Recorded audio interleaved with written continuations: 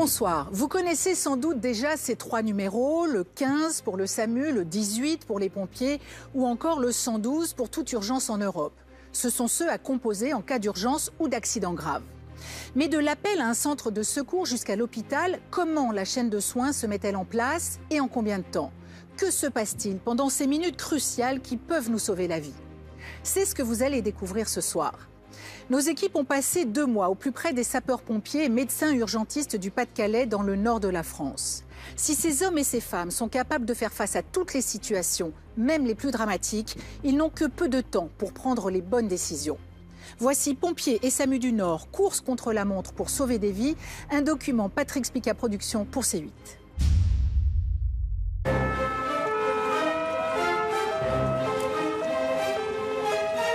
Accident de la route, arrêt cardiaque, incendie, détresse respiratoire et accident domestique. Pendant 2 mois, nous avons suivi le quotidien mouvementé des sapeurs-pompiers et des équipes du SAMU dans le Pas-de-Calais, au nord de la France. Monsieur Avec un dispositif exceptionnel. Des caméras en simultané dans tous les services d'urgence. Ceux du 15 et du 18. Les permanences téléphoniques du SAMU et des pompiers qui reçoivent tous les jours des milliers d'appels de détresse. Oui, les pompiers, j'écoute. Mais aussi sur le terrain, avec les sapeurs-pompiers qui interviennent généralement les premiers et les médecins du SAMU qui prennent le relais quand le pronostic vital est engagé. La jambe, il la sent plus. Il sent plus la jambe. Complémentaires, les 2 services d'urgence, sapeurs-pompiers et SAMU, travaillent main dans la main. En alerte 7 jours sur 7 et 24 heures sur 24, ils n'ont bien souvent qu'une poignée de secondes pour prendre une décision et sauver une vie qui ne tient qu'à un fil. La personne est retrouvée avec une plaie au visage, ensanglantée au sol. Et dans le nord de la France, leurs interventions ne manquent pas. Vous allez découvrir leur travail à Arras, le chef-lieu du Pas-de-Calais, une agglomération de plus de 100 000 habitants. Et aussi à Saint-Omer, au nord-ouest, une zone plus rurale. Ici, les urgentistes ont souvent face à eux des victimes en très grande détresse, car le département est classé parmi les plus pauvres de France. Avec 15 000 km de routes, dont 300 d'autoroutes et 100 de nationales, ils doivent aussi faire face à de nombreux accidents, souvent violents. Vous savez pas sur quoi vous êtes appuyé? Ça doit être sur le poids, mais vous bougez pas, d'accord? Exceptionnellement, nous avons pu filmer la chaîne des secours de A à Z, un maillage ultra efficace qui permet à ces soldats de l'urgence de se rendre sur les lieux d'un drame en quelques minutes seulement. De l'alerte au centre de régulation jusqu'à la prise en charge à l'hôpital, en passant par des interventions souvent périlleuses, vous allez découvrir le quotidien de ces héros passionnés, courageux, à la vocation toujours intacte. Attention pour lever, lever. Côté campagne à Saint-Omer, Antoine, 28 ans, est la dernière recrue des médecins. Pour ses premiers jours au SAMU, de nombreux challenges l'attendent et il va devoir faire ses preuves. Ça peut mal se passer et être assez dur à vivre.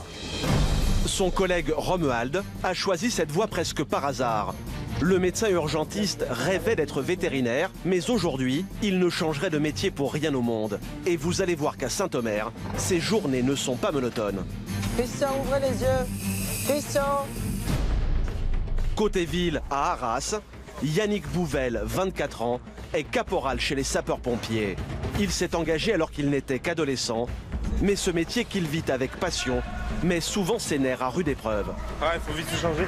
Avec sa bonhomie et son entrain, il est rapidement devenu la mascotte de la caserne.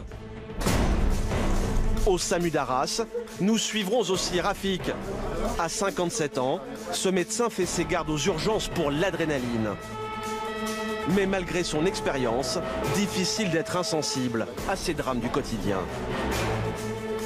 Aurait-il fait un malaise et ensuite tombé directement sur sa face? Y a-t-il eu une agression pour que ce monsieur se retrouve comme ça au sol? Centre d'appel, sapeurs-pompiers, SAMU, embarqués avec ces soldats de l'urgence en immersion sur les routes du Pas-de-Calais.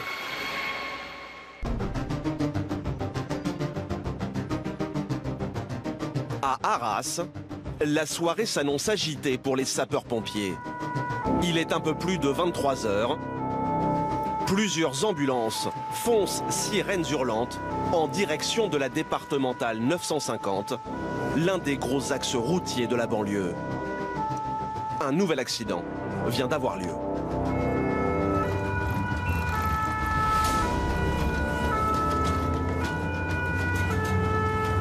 sur la route. Le sergent Grégory Lebrun, 35 ans, et son équipe sont en chemin. On passe sur un AVP, un accident de la voie publique. Une VL en cause, donc une voiture légère, qui a fait des tonneaux et qui serait sur le toit. Donc il y aurait 2 impliqués dont un blessé. Donc là les conditions, ça va être difficile, hein. Il fait noir, en plus il pleut. Donc on va voir ce qui se passe sur place. 2 jeunes de 22 ans qui rentraient d'une soirée ont perdu le contrôle de leur véhicule.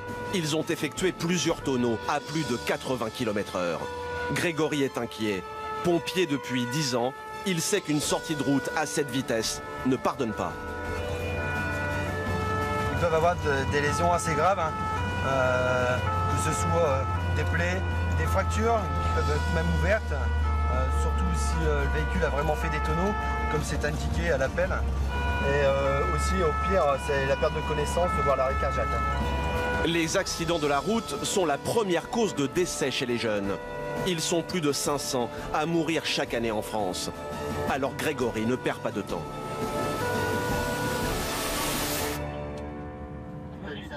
Allez, dégage. C'est bon là? Il avance un peu. Sur place, les pompiers ont déjà secouru le passager de la voiture. Il n'a été que légèrement blessé et conduit à l'hôpital.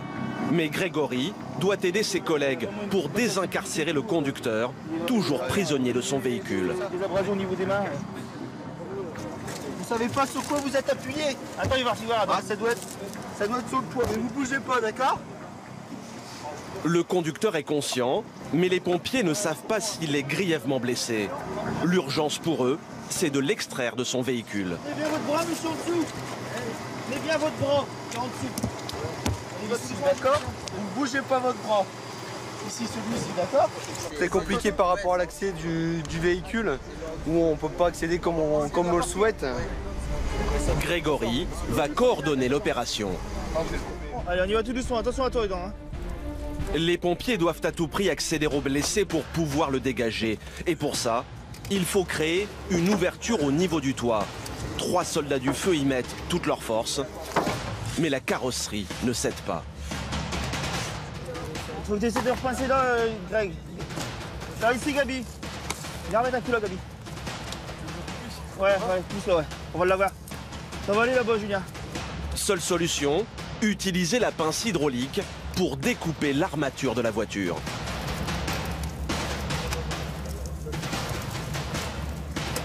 Ouais, c'est bon, stop. C'est gagné. Après plusieurs minutes d'intervention sous la pluie battante, le jeune homme va enfin pouvoir être libéré. Donc, Laurent, tu restes bien la tête. Adam, tu te mets bien au niveau des épaules pour dire de le maintenir, de le soulever, tout simplement. Et Cyril, je vais te mettre au bassin. La manœuvre est compliquée, car un faux mouvement pourrait aggraver ses blessures. La crainte des pompiers, c'est que ses jambes soient coincées et qu'il reste paralysé. Alors Grégory dirige ses hommes au millimètre près. Julien, tu vas essayer, si c'est possible, de baisser le siège, tu sais, pour le décaler, au moins qu'on ait de la place, tout simplement. Et après, on essaiera de le lever. Les pompiers vont devoir hisser la victime sur cette planche jaune qu'on appelle un plan dur, le plus délicatement possible. Chaque geste est calculé. Voilà, dans un premier temps, c'est pour le lever, on passe au plan dur, et une fois qu'il est passé, on repose, et après on se repositionnera. Ça marche? On y va. Alors, équipier des pieds à la tête, êtes-vous prêts? Prêt. Plan dur, c'est bon. Attention pour lever, envoyez plan dur. Posez. Voilà. Ça va, monsieur? Il y a des douleurs qui sont apparues? Là, c'est la main en fait. C'est la main? Un peu le dos aussi, ouais. D'accord. Allez, équipier, êtes-vous prêts? Peut-être prêt. Ouais. Attention pour pivoter. Pivotez. On sort par les pieds. Le plus dur est fait, mais le jeune conducteur souffre énormément. Alors Grégory tente de trouver les mots pour le rassurer. Allez, doucement. Allez, t'inquiète pas, c'est pas grave, hein, d'accord? Allez, calme-toi, c'est pas grave. Allez, d'accord? Ouais. Là, on te le met comme ça, mais après, le docteur, il est là du SAMU. D'accord? Il va regarder ce que tu as exactement. T'inquiète pas, d'accord? C'est maintenant au médecin du SAMU d'entrer en scène. Même si le jeune homme n'a pas de plaie apparente, après un choc d'une telle ampleur, des lésions internes sont possibles. Alors l'urgentiste examine avec minutie l'abdomen de son patient. Est-ce que je déclenche des douleurs quelque part? Non, en fait c'est vraiment au milieu, enfin au niveau de la colonne en fait. Là, bouge pas trop. Ouais, D'accord, voilà. tu bouges pas. Bouge pas. Bon, au niveau de mon cou, en fait, j'ai mal au niveau... Ouais, Pas de douleurs abdominales et le jeune homme bouge ses 4 membres. C'est rassurant, mais sans examen complémentaire à l'hôpital, impossible d'écarter le risque vital. Grégory, le sapeur-pompier, pose un collier cervical pour maintenir son cou immobile. Ça fait pas mal, simplement que c'est gênant. Une perfusion et un puissant calmant devraient apaiser ses douleurs. Petit à petit, le jeune homme reprend du poil de la bête et il se permet même de plaisanter avec les secouristes. Là, la voiture, elle est pas là. On a fait un cabriolet avec, en fait. Putain, j'ai même pas fini de la payer. Et là, simplement pour ça. Par contre, mec, les voitures, elles sont encore dedans. Enfin, on va pas me la voler, mais... Ah non, mais là, ouais, t'inquiète pas. La police, ils vont emmener ta voiture et ils vont récupérer les papiers. Tu les récupères au commissariat. Je vais me prendre une amende. Non, je pense pas. Non, c'est juste tu iras chercher tes papiers. Ouais. D'accord. Parce que j'ai la bourrèche encore même. Ça pour l'instant. Le jeune homme le confesse, il n'était pas sobre au moment de l'accident. Les gendarmes viennent d'arriver. Ils vont devoir déterminer le déroulé des faits et sa responsabilité dans cette affaire. Bonjour monsieur. La gendarmerie. C'est vous qui conduisez, monsieur? Ouais. D'accord. Qu'est-ce qui s'est passé? En fait, dans le virage là, j'ai glissé et une fois que je me suis retrouvé dans l'herbe, en fait, j'ai baissé la tête et j'ai protégé ma tête et la voiture a fait des tonneaux. D'accord, pourquoi vous avez glissé? Vous étiez à quelle vitesse? Entre 70 et 90 exactement, je peux vous dire. Vous dire. avez effectué un dépassement un peu avant ou pas? Non. Non, du tout? Là, il n'y avait personne. J'étais sur la voie de droite. D'accord. On va vous soumettre au dépistage de l'alcoolémie. Est-ce que vous avez consommé de l'alcool, monsieur? J'ai pris un apéro et 2 verres de vin. D'accord. Allez, je vous demande de souffler, un souffle long. C'est bon. Vous êtes positif au dépistage alcoolémie, monsieur. D'accord. Le conducteur est au-dessus de la limite autorisée. Il risque au minimum une suspension de permis et une forte amende. Mais ça te fera pas de mal, d'accord? C'est juste pour éviter que tu bouges. C'est bon, on peut y aller. Faut plus vite. Ouais, merci. Une attitude inconsciente, difficilement pardonnable, qui aurait pu lui coûter la vie. Mais les urgentistes et les sapeurs-pompiers continuent leur travail, comme si de rien n'était. Quel que soit le profil de leurs patients, ils se battent pour sauver des vies, avec toujours la même ferveur. Et exercice. T'inquiète. Par rapport à l'alcool? Non. Non. Par rapport à tes parents? Ouais. Le principal, c'est que tu n'es rien, d'accord? C'est bon pour vous? Allez, 1, 2, 3. Hop là. Bon rétablissement. Merci. Bon courage, merci. Au revoir. Tout seul au service des urgences, le jeune homme commence à réaliser la gravité de ses actes et il peine à contenir son émotion.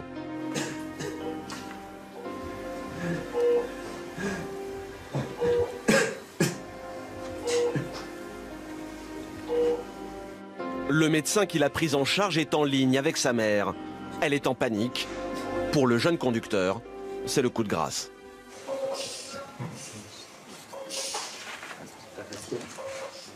Allô, maman? J'ai un accident. Je suis choquée. J'ai plus de voiture.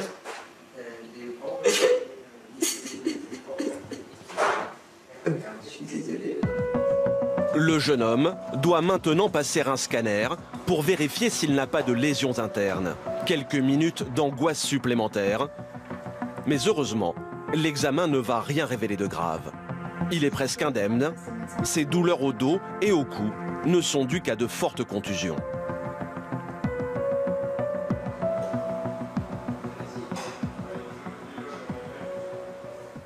même si t'as rien, demain tu vas avoir mal partout. Demain, c'est comme si t'es passé dans une machine à laver, quoi. D'accord? Merci. Ouais. C'est un ouf de soulagement. Sa mère est à ses côtés. Quand elle a appris la nouvelle, elle a sauté dans sa voiture pour le rejoindre. Pour elle aussi, c'est une épreuve. Elle se sent totalement dépassée par le comportement de son fils unique. Il a déjà eu 3 accidents. Donc, bon, celui-là, c'est le plus grave, je dirais. C'est la première fois que je suis aux urgences. Et à chaque fois, ça lui a pas servi de leçon, quoi, malheureusement. Ça l'a pas... Il pense toujours que bon, ça va aller, que ça n'arrive qu'aux autres, quoi, mais bon... Donc, je pense que ma crainte sera toujours là, tous les soirs, tant qu'il ne sera pas rentré. Et puis, bon, la crainte que ça soit plus grave, quoi. Ce soir, le jeune conducteur de 23 ans va passer le reste de la nuit à l'hôpital en observation. Il ne devrait garder aucune séquelle, mais va tout de même devoir faire face à la justice pour conduite en état d'ébriété. Le seul espoir de sa mère, que cette épreuve lui serve de leçon une bonne fois pour toutes.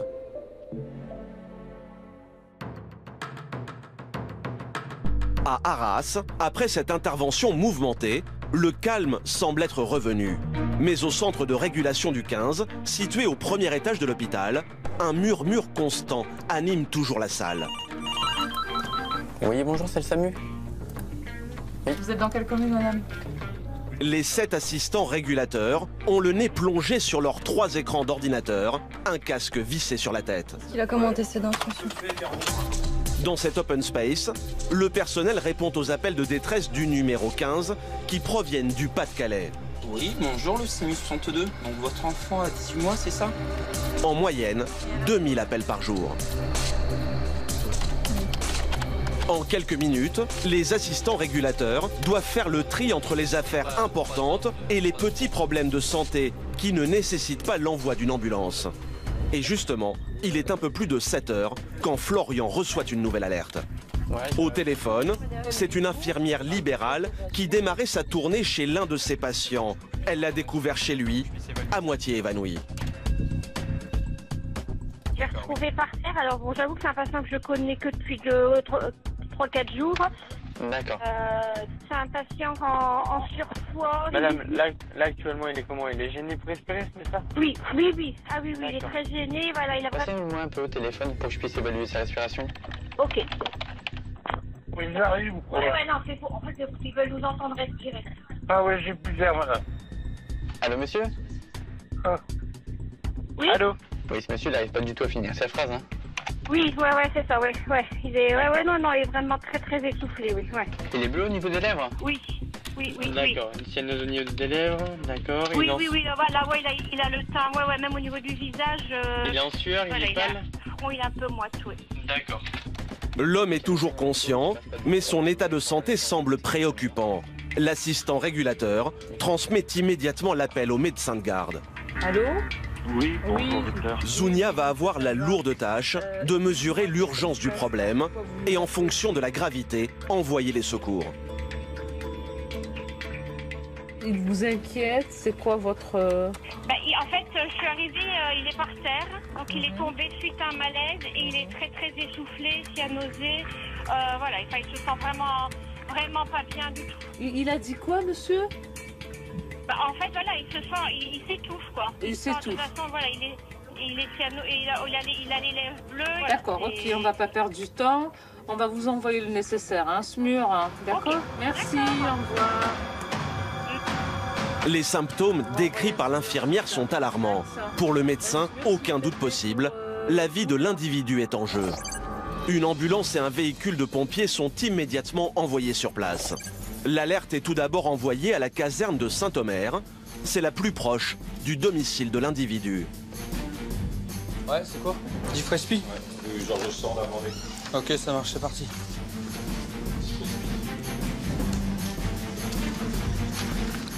Du Frespi à Blandec. À la différence de ses collègues, Frédéric est pompier volontaire. Toute l'année, il travaille comme aide-soignant à l'hôpital et ce n'est qu'une fois par semaine que ce passionné enfile le costume de pompier. Un engagement qui n'est pas de tout repos. Cette fois, l'homme qu'il doit secourir a des difficultés respiratoires et des malaises. Frédéric n'a pas plus d'informations, mais l'aide-soignant sait que ces symptômes peuvent cacher un problème très grave, comme une insuffisance cardiaque. Ça peut être tout et rien, quoi. Ça peut être un œdème, comme une crise d'asthme, surtout à cet âge-là. L'homme habite à 10 minutes de route de la caserne. Frédéric et son équipe doivent faire vite.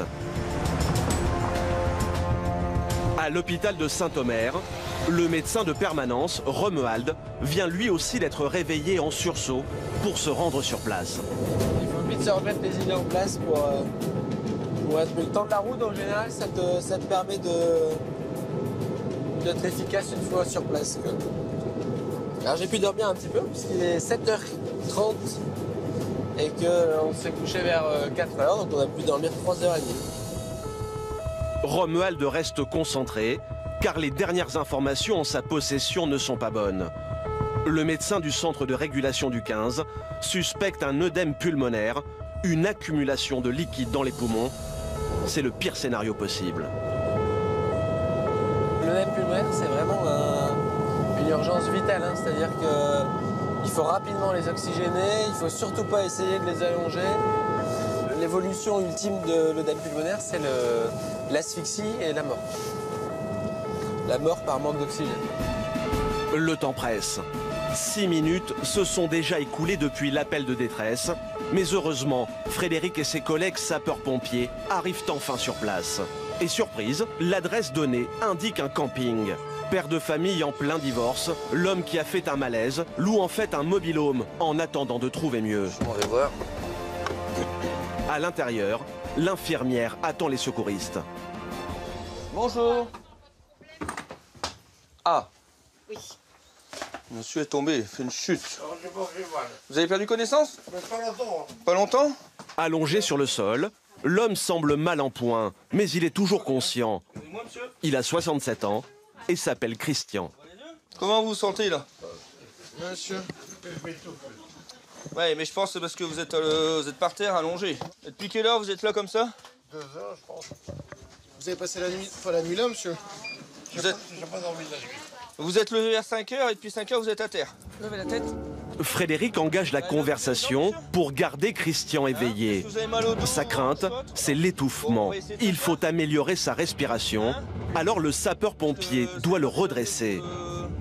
Mais problème, Christian a une forte corpulence, plus de 150 kilos, et il est incapable de se maintenir assis. Monsieur, prenez appui sur moi, d'accord? Ok, il faut m'aider, hein. Allez, on y va.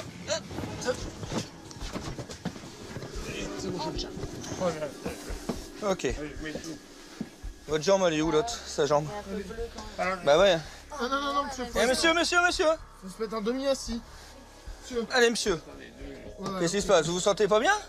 La situation devient critique. On va mettre de l'oxygène, on va préparer l'oxygène. Ouais. Pour aider son patient à respirer, Frédéric va lui administrer de l'oxygène grâce à cette bouteille et ce masque. Vous êtes là? Vous m'entendez? Monsieur! Allez. On ouvre les yeux. Hein. Non, mais attends. Attends. À l'extérieur, l'équipe du SAMU vient d'arriver. Romuald va prendre le relais. Bonjour monsieur. Vous avez mal quelque part? Non. Vous avez pas mal dans la poitrine? Hein? Vous vous étouffez. La priorité du médecin, comprendre d'où viennent ces problèmes de respiration. Après une rapide auscultation, Romuald décide d'interroger l'infirmière et il va avoir une mauvaise surprise. Là. En fait, entre autres, il a ça comme traitement qui ne prend Hypertension. plus. Ouais, qui ne prend plus depuis 3 jours parce qu'il y en a plus. Entre autres. Voilà. Ok. Christian est en fait traité pour de l'hypertension artérielle.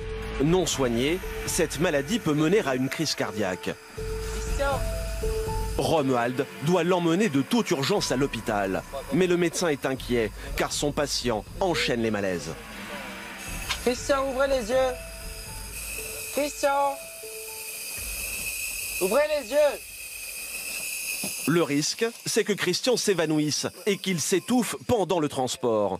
Alors pour qu'il n'y ait pas de complications, Romuald va devoir l'intuber, c'est-à-dire introduire un tuyau dans sa gorge jusqu'à ses poumons pour continuer à les alimenter en oxygène. Il sera plus sécurisé et nous on sera aussi plus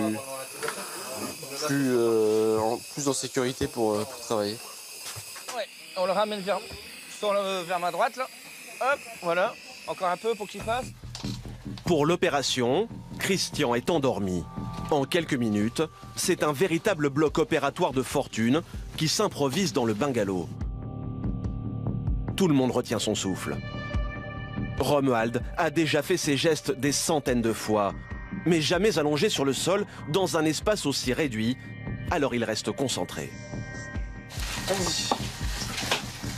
C'est gagné, Christian est endormi, il respire maintenant grâce à un ballon.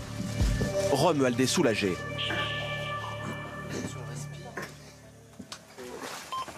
La machine essaie de lui rentrer de l'air dans les poumons, sauf qu'il a un abdomen qui écrase ses poumons. Donc c'est vraiment difficile de pouvoir le ventiler correctement. C'est beaucoup plus difficile de ventiler un patient obèse qu'un patient X, quoi. Sophie, l'infirmière libérale, a assisté à toute l'opération et elle n'en revient pas. Elle réalise que sa visite a certainement sauvé la vie de Christian. Je suis arrivée plus tôt que d'habitude, et tant mieux quelque part, parce que je pense qu'une heure après, on aurait eu beaucoup de faits, vu l'évolution là. Ben oui, c'est à croire qu'il y a quelque chose qui m'a fait dire qu'il faut y aller de bonne heure. Les urgentistes et les pompiers vont maintenant pouvoir évacuer Christian vers l'hôpital en toute sécurité. Ça va être chaud, je sais pas combien il peut peser. Tu vas pouvoir tenir la tête avec le tube, on va le balayer à droite et gauche. Allez, 1, 2, 3. Pour soulever leurs patients et passer la porte, les secouristes vont être obligés de se relayer. On va se mettre là avec Nico, d'accord? Audrey va être au pied. Nous, on va le soulever, on va être à 4. Il y en a 2 qui vont passer, donc on se fait un relais. Et les 2 autres, le temps qu'ils sont dégagés, ils font le tour et on refait un autre relais. Ça marche? Ça roule là. 5 pompiers, dont un infirmier, sont arrivés en renfort. Au total, pas moins de 9 personnes pour effectuer la manœuvre. Frédéric dirige les opérations. C'est bon, je tiens. Attends, allez, on continue si on peut, on s'arrête pas. On passe une épaule. Voilà, Nico, tu as. On va doucement les gars, on va doucement, c'est rien qui suit. Voilà, allez. Christian est toujours endormi, il ne se rend compte de rien.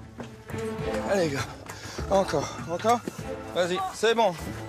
Allez, on continue. Sur la rouge, vas-y. Allez, c'est bon.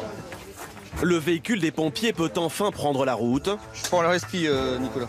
Il aura fallu plus d'1 heure et demie aux urgentistes pour porter secours à Christian. Le débit, l'idéal c'est d'avoir 60, mais alors 41. Je sais pas ce que je peux faire de plus simple. À l'arrière du véhicule, Romuald ne le quitte pas des yeux. L'état de son patient est stable, mais sa tension reste élevée et à tout moment, une rechute est possible. Christian va immédiatement être pris en charge au service de réanimation. Pour Romuald, l'intervention s'arrête là. Quand on veut. Le but, c'est vraiment de le ramener à l'endroit le plus approprié à sa prise en charge, dans des conditions de sécurité optimales. Et après, une fois qu'il est arrivé ici, voilà, c'est le réanimateur qui prend le relais, qui va poursuivre la prise en charge. Grâce aux réflexes des pompiers et au sang-froid de Romuald, Christian a pu être sauvé in extremis. Les résultats des examens vont finalement montrer que son œdème pulmonaire était dû à l'arrêt de son traitement pour l'hypertension. Quelques jours plus tard, en pleine convalescence, il peine à se remémorer les faits.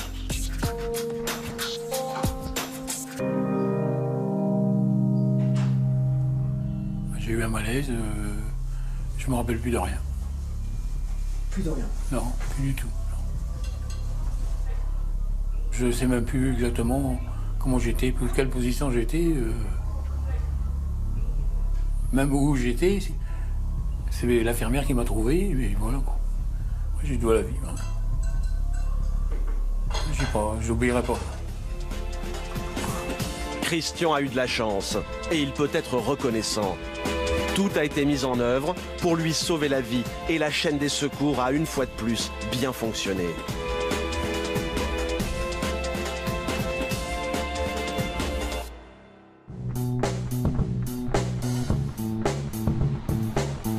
Ce matin, Antoine lui aussi croise les doigts pour que ses interventions connaissent la même issue, car c'est une journée particulière. À 28 ans, le jeune urgentiste a déjà travaillé à Saint-Omer en tant qu'interne pendant 2 ans et il vient tout juste d'être titularisé. Pour la première fois, il franchit les portes de l'établissement en tant que médecin.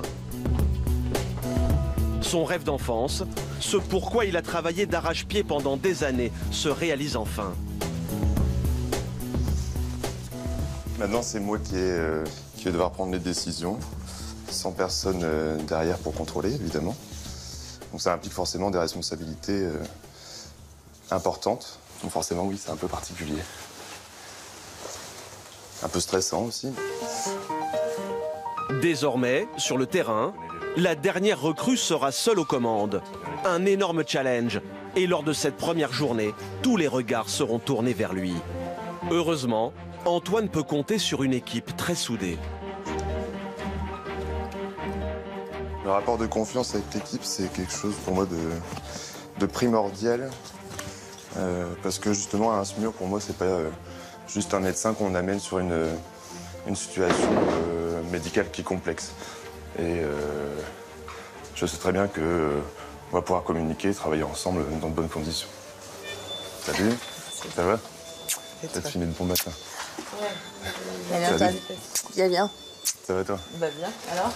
Quelques minutes pour saluer ses collègues, avant de retrouver celle qui va l'accompagner sur toutes ses interventions, sa future assistante, Sabine, qui exerce depuis 20 ans. Ah! Ça va? Et tout beau, tout neuf, hein? Bah oui, tout blanc, t'as vu, pour l'instant. Dernière étape avant de partir en intervention, Antoine doit prendre possession du matériel dû à sa nouvelle fonction. En tant qu'interne, il a déjà pratiqué dans plusieurs établissements. Mais chaque service a ses petites habitudes, alors il doit réviser. Ici, il y a des codes couleurs. Alors, sac je vais juste rouge, revoir ce qu'il y a dans les sacs. Bleu, ouais. Médecin. Ça ne peut changer. Vert, accouchement PED. D'accord. Et un poulier. Médicaments. HémoQ, CPAP, réserve de médicaments, intra-osseux, le respi, les 4 sacs. Antoine reprend peu à peu ses marques. Le Benjamin des médecins est loin d'imaginer ce qu'il attend pour sa première journée. La grosse réserve. Cette fois, c'est au centre d'appel des pompiers à Arras, le fameux numéro 18, que l'alerte va être déclenchée. 18, les pompiers, je vous écoute. Dans ces bureaux, les opérateurs reçoivent environ 900 appels par jour. Sur le même principe que le 15, avec qui ils travaillent en étroite collaboration.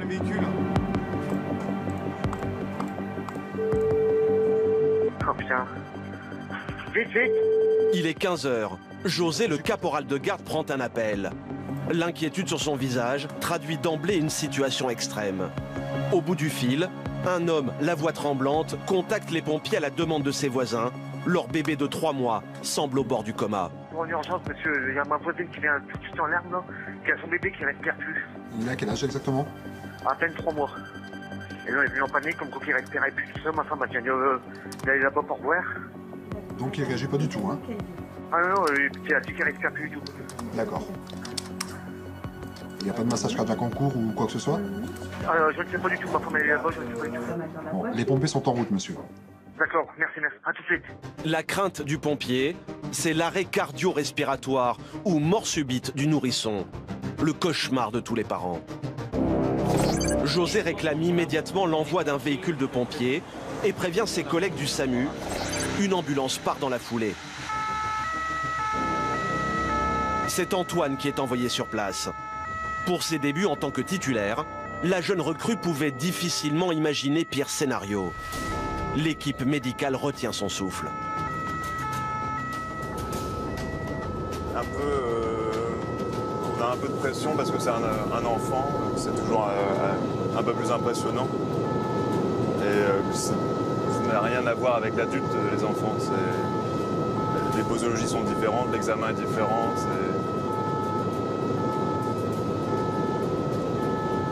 Les parents sont souvent très inquiets. Il faut aussi s'occuper de l'enfant et aussi des parents qui sont juste à côté. La famille habite un petit village au sud de Saint-Omer. SAMU 102, sur Saint-Omer sur les lieux. C'est dans cette maison que le cadet de 3 enfants vient de convulser. Antoine s'attend à intervenir en situation de crise. Bonjour. C'est pour le petit, c'est ça? Première bonne nouvelle. Contre toute attente, le petit Valentin est conscient. Mais il n'est pas tiré d'affaire pour autant. Une rechute est possible, alors le médecin tente d'en savoir plus. Qu'est-ce qui s'est passé alors? Il s'est radis, ses yeux se sont retournés. Donc j'ai palpé un petit peu au niveau du cœur, il est revenu, mais... D'accord. Et il tremblait aussi? Ouais, tout s'est radis, ses yeux se sont retournés. D'accord. C'est la première fois que ça arrive, ça? Qui fait ça, oui, mais sinon il spam, mais pas à ce point-là. D'accord. Et spam, ça veut dire? Il a du mal à reprendre sa respiration, mais on souffle sur le visage et ça revient. Mais là, il revenait pas en fait. Ok. Ça a duré combien de temps à peu près le malaise? 2 minutes. Pendant 2 minutes à peu près, il respirait. Le père de famille est dévasté. Pendant 2 minutes, il a cru perdre son bébé. Un moment de détresse inimaginable. La pire épreuve qu'un parent puisse connaître. Antoine doit au plus vite déterminer l'origine de cette crise.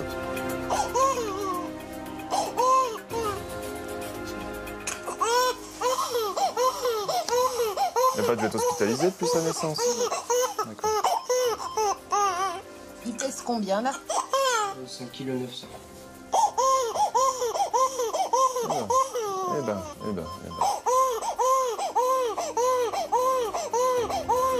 Mais difficile pour autant d'examiner un bébé en pleurs.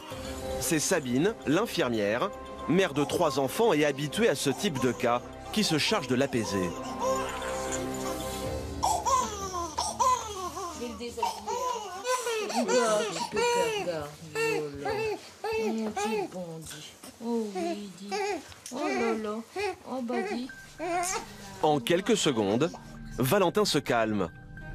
Antoine peut l'examiner plus sereinement.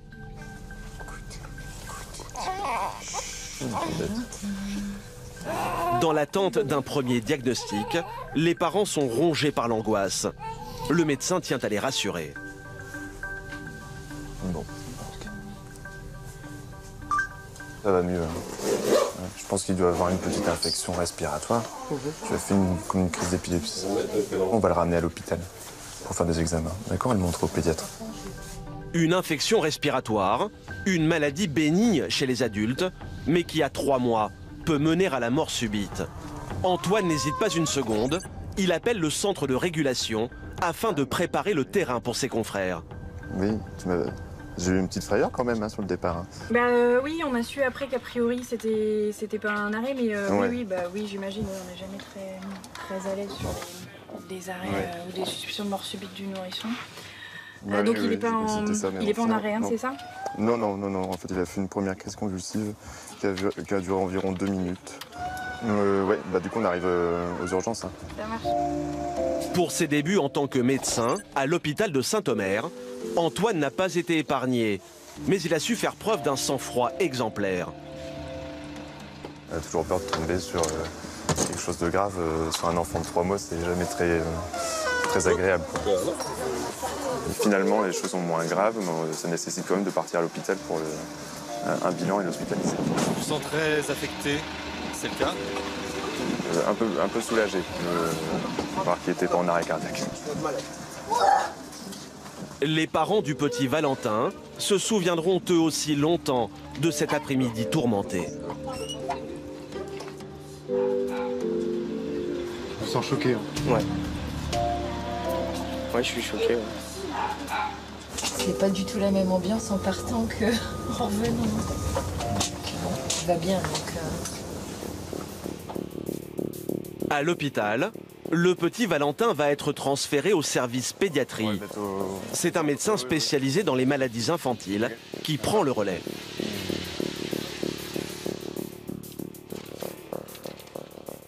Toi, quand tu es arrivé, comment tu l'as trouvé? Il était en train de, oui, il était en train de pleurer, bien conscient, bien tonique. Non, il n'y avait pas de signe de détresse respi, il était à 100%, non, 37 degrés, 100% de saturation. Voilà, bon, nous on vous laisse. Bonne continuation, bon courage. Finalement, les examens ne confirmeront pas les craintes initiales des parents et des médecins. Le bébé a eu une crise convulsive à cause d'un simple reflux gastrique, une remontée acide suite à un repas mal digéré. Une bonne nouvelle pour le médecin, car en France, l'arrêt cardio-respiratoire ou mort subite du nourrisson est toujours un fléau. 250 bébés décèdent prématurément chaque année. On est content quand ça se passe bien, mais le problème c'est qu'avec ce genre de motif, ça peut mal se passer et être assez désagréable, assez dur à vivre. Pour son baptême du feu, Antoine n'est pas passé loin du drame que tous les urgentistes redoutent. Cette fin heureuse aura en tout cas mis du baume au cœur à toute l'équipe.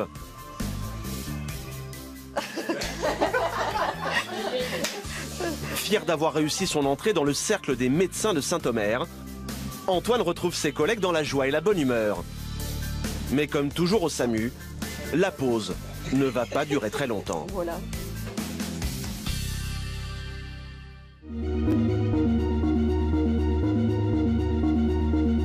À Arras, au centre de régulation du numéro 15, Nathalie, l'une des assistantes régulatrices, vient de recevoir un appel inquiétant. Cette fois, ce sont les sapeurs-pompiers qui demandent de l'aide. Ils sont en pleine intervention sur un accident de la route près de Saint-Omer.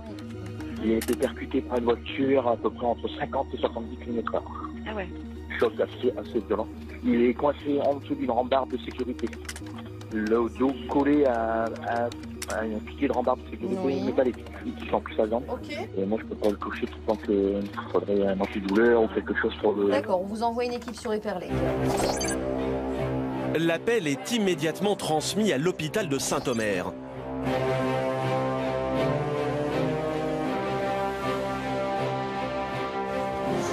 Caroline, le médecin de garde, vient tout juste d'arriver et, surprise, l'une de ses collègues l'attend sur le parking pour la prévenir. À peine le temps de prendre sa blouse et son matériel, et il faut partir au pas de course, car l'accident a eu lieu à 10 minutes de route. Allez, bon courage. Allez, bonne garde. Bon, allez, go. C'est un début de journée sur les chapeaux d'eau. C'est ça. Oh là là. Allez, c'est parti. Caroline ignore pour le moment tout de l'intervention à venir, mais elle dispose d'une feuille de route et elle peut compter sur l'aide de ses équipiers. On fait quoi au fait en AVP? AVP, VL piéton. Ah, plus ou moins inconscient, merde. Plus ou moins incarcéré. Ah, incarcéré. Enfin, le piéton. Le piéton? Bah, je pense. On est à peine d'arriver là. Ah, oui, on démarre fort. Médecin au SAMU de Saint-Omer depuis 7 ans, Caroline intervient très souvent sur des accidents de la route. Et les blessés sont généralement en urgence absolue. Alors elle craint le pire. Sur place, les pompiers ont pris en charge la victime, un jeune homme de 16 ans. Mais impossible de lui prodiguer le moindre soin, car l'adolescent est coincé sous une rambarde de sécurité. Hop. Oh, ça glisse. Comment je... Ouais. Mal à son dos, mal à son bras, mal à sa jambe. On peut pas le toucher. La jambe, il la sent plus. Il sent plus la jambe? Non, il sent plus sa jambe. Ah merde. Donc je vais pas faire des compressions parce que je peux pas le toucher. Ah, bien sûr. Voilà. Pas d'un. Et qu'est-ce qui s'est passé? Il a été éjecté de l'os. Passage péton jusqu'ici. Le dos a percuté la barre métallique. Le dos a percuté la barre métallique, ouais. Et la voiture, l'a pas vu?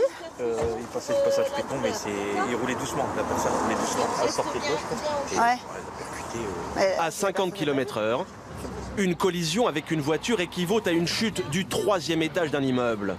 Et en heurtant la glissière, l'adolescent a subi un double choc. Il n'a pas de plaies ouvertes, mais Caroline craint que sa colonne vertébrale soit touchée. Le risque, c'est la paralysie. Là, la jambe gauche, tu peux la bouger ou pas? Là, quand je te touche la jambe, tu sens que je te touche. Est-ce que tu as l'impression que tu arrives à bouger tes orteils? Parce que là, franchement, à travers ta chaussure, je peux pas voir. Bouge la cheville un peu, à droite. Là, tu sens bien quand je te touche la jambe. Ah bah, il sent en fait. C'est mal. Là, ça fait mal, la jambe. Ces douleurs sont bon signe. Le jeune homme n'a pas perdu la mobilité de ses jambes. Caroline continue ses palpations pour affiner son diagnostic. Là, dans le dos, ça fait pas mal, Benjamin. Non, mais tout le monde, c'est au niveau d'en haut, ça fait mal à l'épaule. Ouais, ça te fait mal à l'épaule, d'accord. Ce que je veux surtout savoir, c'est si ça te fait mal au niveau de la colonne vertébrale pour l'instant. Hein. D'accord. Bah oui, bah c'est ça qui est important. Hein. D'accord. Là, c'est difficile de l'examiner dans ces conditions, mais en regardant, visiblement, c'est plutôt son épaule droite qui a pris le choc. Donc ça, c'est plutôt rassurant. On préfère qu'il y ait une fracture au niveau de l'épaule qu'une fracture au niveau de la colonne vertébrale. Pour le médecin, c'est un premier soulagement. Reste à sortir l'adolescent de là. Sabine, l'infirmière, doit maintenant lui administrer un puissant antidouleur. Pour dédramatiser la situation, elle entame la conversation. Voilà, tu serres fort, fort, fort ton poing. Tu fais quoi dans la vie? Voilà, c'est en stage. T'es en stage quoi? Boulanger à Provence. Boulanger, tu fais des bons gâteaux alors?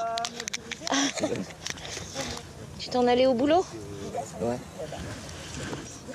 Il y a la maman qui est là-bas. C'est la dame qui est à côté. Ah oui, c'est vrai, je vais la voir, ouais. La mère du jeune homme vient d'arriver en panique. Bonjour madame, vous êtes la maman? Caroline veut la rassurer. D'accord, je suis le docteur.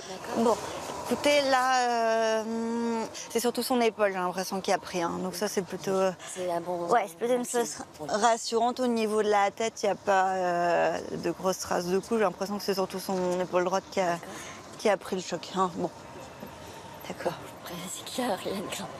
Ben, on va voir, mais en disant que par rapport, je pense, aux premières infos que vous avez eues, qu'on avait la notion qu'il était un peu paralysé, là, ça c'est plutôt rassurant. Oui. D'accord? Tout à fait. Merci. Les pompiers doivent maintenant libérer le jeune piéton de la rambarde de sécurité afin de l'installer sur le plan dur jaune. La manœuvre est délicate, alors Caroline prend la direction des opérations. Et tu crois pas qu'il faudrait qu'on le tire, qu'on le prenne au niveau du bassin, on le tire?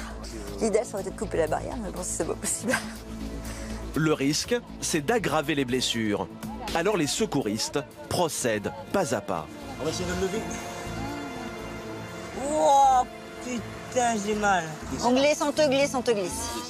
Ça va aller, ça va aller. Ça va aller, super. Super, on y est presque. Alors, je peux tourner la tête. Oh. Ça va aller. Ouais. Voilà, il est dessus. Ça y est, t'es installé. Ça va? Le plus dur est passé. Allez, lever. Le jeune boulanger peut maintenant être transporté à l'hôpital en toute sécurité. Son état est stable, mais une complication est possible pendant le trajet. Alors il faut faire vite. Oh putain, mon épaule là. Aïe, aïe, aïe. Alors en fait... Oh putain, ma jambe. Allez. Oh putain, mon épaule, bougez pas. Voilà. Ouais. Je vais te voir. Elle va aller tout à l'heure. Tenez, madame. La mère du jeune homme vient de vivre un véritable cauchemar. Avant de partir, Caroline veut à nouveau la réconforter. Merci beaucoup. Ça va aller. Oui. Je vous donne plus d'informations tout à l'heure. Hein, mais là, bon, c'est rassurant pour son dos. Oui. On va faire un scanner, on va voir ce que donne son épaule et puis s'il y a d'autres choses, et je vous tiens au courant. D'accord? D'accord, merci beaucoup. À tout à l'heure, mon grand. L'urgentiste rassure aussi le conducteur du véhicule, cet homme qui porte une parka orange. Au moment de la collision, il amenait sa fille à l'école et il a eu lui aussi très peur. Bon, ça va aller. Hein. Ouais. Ça va aller. J'ai fait ce que j'ai pu, et Bah oui. du coup après, puis j'ai ma veste dessous. Ouais. Puis vous avez appelé les secours. Oui, j'ai appelé les secours. Bah, vous avez fait ce qu'il fallait. Qu'est-ce qui s'est passé? Bah, il a traversé d'ici en face, tout courant, et voilà. Et il faisait noir, du coup bah, on l'a pas vu et tant qu'on s'arrête, on freine et bah, c'est trop tard. Et passé par Il a surgi, c'est tout, et on ne peut rien. il est passé au-dessus de la voiture et puis il faisait noir et il était pas habillé en fluo, du coup on l'a pas vu. Vous vous sentez choqué, hein? Bah, oui, quand même. En France, les trajets de courte distance sont les déplacements les plus dangereux. Sur ces routes que l'on emprunte tous les jours, le risque s'accroît. 2 fois sur 3, c'est même près de chez soi, entre le domicile et le travail ou l'école, que l'accident se produit. Tu penses à quelque chose de bien? À quoi tu penses, au copain? Non. À qui? Ta copine? Oui, bonjour. En route vers l'hôpital, Sabine, l'infirmière, distrait son patient pour évacuer son stress. Caroline effectue son bilan d'intervention auprès du médecin du centre de régulation. Un compte-rendu crucial pour préparer la suite de la prise en charge. Sous la barrière. En fait, c'est son épaule droite qui a pris. Il doit avoir une fracture et une luxation postérieure de l'épaule droite. D'accord. Et la tête a rien du tout alors? Bah non, j'ai pas d'impact. Les Glasgow 15, il a pas mal. Pour le médecin, ce compte-rendu est une sorte d'assurance. Au téléphone, Caroline échange avec un confrère et prend du recul sur son intervention. Le fait de savoir qu'on puisse avoir un collègue au bout du fil, même s'il ne voit pas le patient, même s'il n'est pas avec nous, et on a des cas un petit peu compliqués où on se pose pas mal de questions, ça nous permet d'en discuter et des fois c'est plus facile de prendre une décision à 2 que tout seul. À l'hôpital, l'adolescent est immédiatement conduit à la salle de radiologie. On y va. Ça va faire un peu mal. Aïe, aïe, aïe, putain. Voilà, ça y est. C'est tout. C'est tout. Et le scanner va confirmer le diagnostic de Caroline. L'état de son bras, on voit, en effet, c'est bien cassé. C'est bien l'épaule qui a amorti le choc, mais les médecins vont avoir une mauvaise surprise. Une artère importante passe tout près de l'os cassé. L'adolescent doit être opéré dans un service spécifique adapté. Il faut le transférer par hélicoptère à Lille, à 50 km de là. Caroline veut lui annoncer la nouvelle avec tact. T'as déjà fait de l'hélicoptère? Oh non, je veux pas faire ça. Pourquoi? Oh non, j'ai peur. C'est juste parce que ça va plus vite l'hélicoptère. C'est pas parce que on a un quai. C'est parce que ça va beaucoup plus vite que par la route. Pour aller à Lille, là, il va falloir plus d'1 heure. En voiture, en hélicoptère, ça va aller plus vite. Le jeune boulanger de 16 ans n'a jamais pris l'hélicoptère. Il est impressionné. Mais ce n'est qu'un moindre mal comparé à ce qu'il vient de vivre. Heureusement, dans cette douloureuse épreuve, sa mère est à ses côtés. Ça va aller vite. Hein, après, il te garde une nuit pour voir que tout se passe bien. Hein, et après, tu reviens ici. Ça va. Ça va être bien. J'aurai mon baptême de l'air comme ça. Pas besoin de le passer. Ouais, faut bien rigoler. Hein. Bah ouais, il faut prendre ça comme ça. Hélicoptère, voiture, moto. Il reste plus que le bateau. Ouais. C'est le moment de partir. Caroline encourage une dernière fois son patient. Ça va? C'est bon pour toi? C'est bon. Benjamin, bon courage, je te quitte là. Bon. Ouais, merci à vous. Bon rétablissement. Au revoir. Au revoir, madame. Pour le médecin, la mission s'arrête là.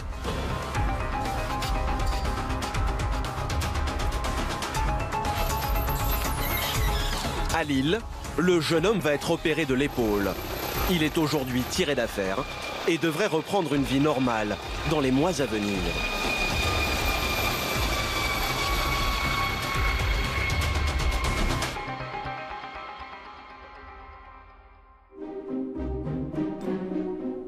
À 80 km de là, au centre de régulation du 15 d'Arras, c'est l'heure de pointe. Mais ce matin, le service s'apparente plus à un bureau des plaintes qu'à une unité d'urgence. La plupart des appels reçus sont des demandes non justifiées. Des faux numéros et des appels à l'aide de personnes en manque d'affection. Tous les hommes du monde. Qu'est-ce qui se passe là, madame? Vous appelez pourquoi exactement? Bah pour une vie de couple qui va pas du tout. Oui, mais là vous êtes au 15, madame. Nous on gère pas ce genre de situation. Ça fait 10 ans qu'il me touche plus. Moi je suis malheureuse avec lui. Ça me regarde pas là, madame. Et parfois même des échanges totalement surréalistes, comme cette femme qui pense que sa fille est possédée par un esprit maléfique. Écoutez, je voudrais parler avec un médecin parce que je rencontre des grosses difficultés avec ma fille. J'ai des problèmes, des crises qu'elle fait, des crises paranormales. Des crises paranormales? Comment? Elle fait des crises paranormales, c'est ça? Oui, c'est une autre personne qui est en elle. Elle n'est pas schizophrène, mais ça ressemble quand même, quoi. Ici, seul un appel sur 50 donne lieu à l'envoi d'une ambulance, ce qui fait perdre de précieuses minutes aux assistants régulateurs. Face à ces conversations souvent déroutantes, le personnel médical doit rester zen. Pas question de faire l'impasse sur les demandes anodines qui pourraient s'avérer sérieuses. Au fond de l'open space, une nouvelle alerte attire l'attention d'Emmanuel. Allô? À l'autre bout du fil, un père de famille très inquiet. Son fils de 4 ans vient de s'ébouillanter. Il est brûlé avec quoi? Avec de l'eau bouillante, de l'eau chaude. D'accord. Et il est brûlé à quel endroit? Au niveau du thorax. La peau, elle est partie? Elle est partie, la peau. La peau est partie. Et la surface au niveau du thorax, c'est grand comment? Ouais, à peu près la paume de main, là. La paume de la main. D'accord, sauf qu'il a 3 ans. Les pompiers sont déjà partis, hein, monsieur. D'accord? Ok, ça marche. Les secours doivent agir rapidement afin de déterminer l'importance de la brûlure. Si celle-ci est au 3e degré, le risque d'infection est élevé. Thierry connaît bien le problème, car les brûlures sont 2e dans la liste des accidents domestiques. C'est assez fréquent, oui. On va dire que c'est tous les jours, mais c'est assez fréquent. Ça peut être très grave.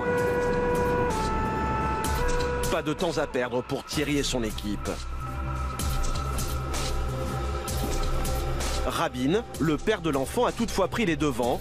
Il les attend avec son fils, prêt à partir. Avec de l'eau chaude. Les pompiers ont examiné la brûlure et ils se montrent rassurants. Mais le jeune garçon est apeuré. D'autant plus que sa maman est restée à la maison pour s'occuper de ses frères et sœurs. Heureusement, Julien, le sapeur-pompier de 19 ans qui l'accompagne, est un grand psychologue. Tu t'appelles comment? Vous êtes seul, madame n'est pas là? Comment? Fayet. T'as quel âge?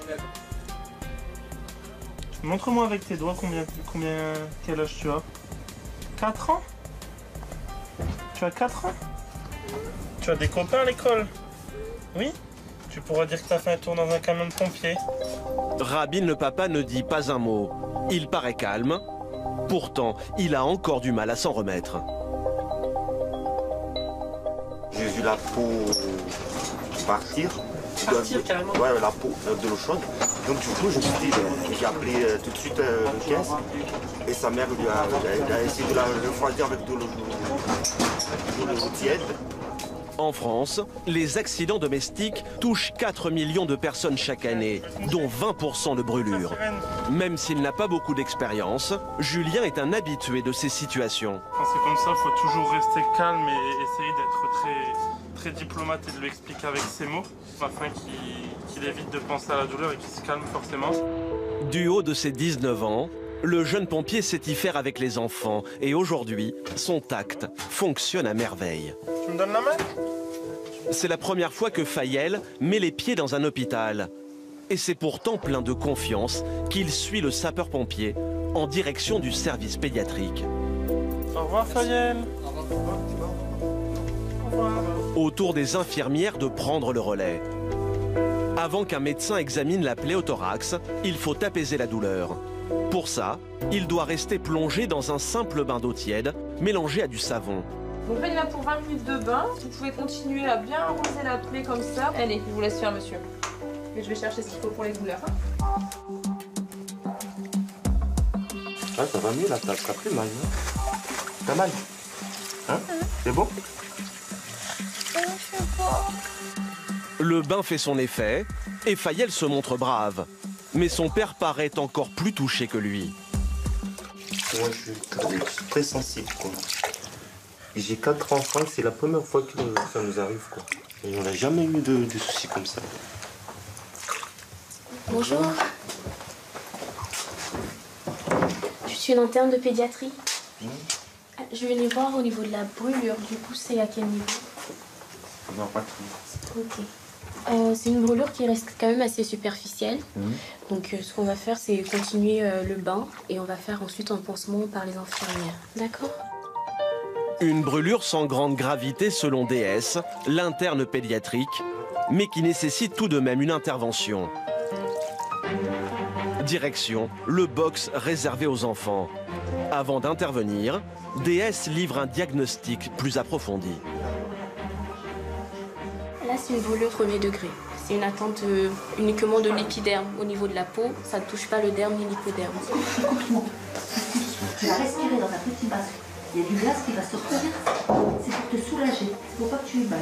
D'accord? Papa, il va te tenir. Tu vas gonfler le ballon. D'accord? Ça fait pas mal du tout. La blessure est légère, mais pour un enfant de 4 ans, une opération même minime reste une épreuve. Le jeune Fayel est terrifié.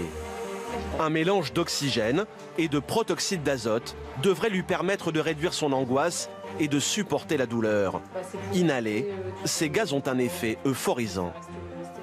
Super, t'es un champion. Et pour empêcher la plaie nettoyée de s'infecter, les infirmières lui posent un morceau de gaz enduit d'antiseptique. Ça va, ça te gêne pas trop là? T'as perdu la langue? Hein? T'as perdu ta langue? Ouais. La cicatrisation va être beaucoup plus rapide et elle est spontanée en général. Donc je vais l'examiner pour voir s'il y a autre chose, s'il y a d'autres signes cliniques. Et après, si tout est normal, il pourra rentrer à la maison. Fayel peut enfin quitter l'hôpital. Mais il devra revenir tous les 3 jours, jusqu'à la disparition de sa blessure. Au revoir, Annie.